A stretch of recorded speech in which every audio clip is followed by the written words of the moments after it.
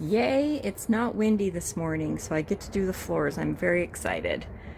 So I opened the whole camper up, wiped it out, vacuumed the whole thing, wiped it down with a wet rag, cleaned the floors.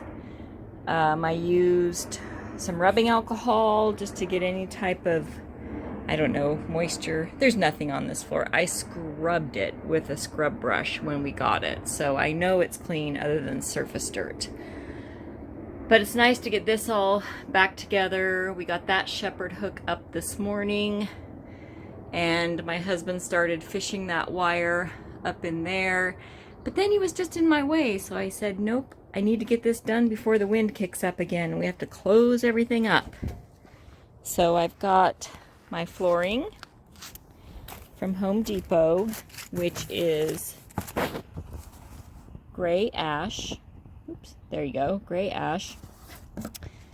And I got a square and a pen and a cutter, and I also have a box cutter. And I wasn't going to spend a bunch of money on a roller wheel, so guess what? The ab wheel is going to do it. I'm going to get a workout and put my floors down.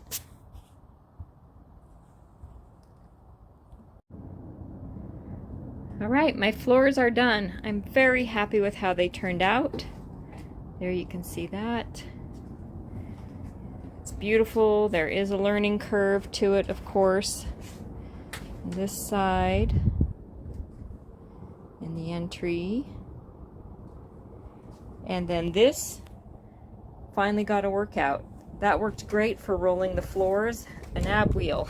I didn't want to spend the money on a heavy roller, so I used that and I just rolled as I went down. So very happy with how this turned out.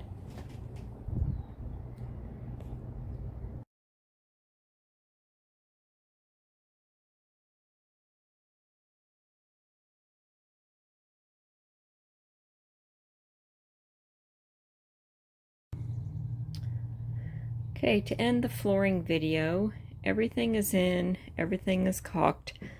One thing we noticed, I am making a curtain for this space right here.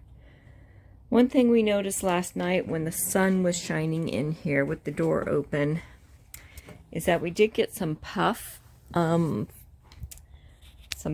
on the floor, which surprised me because boy, when I put it down, it didn't move at all. So I think with heat, it expands and contracts. I may end up cutting it so it's not so tight, maybe around like this corner it puffed up a little bit.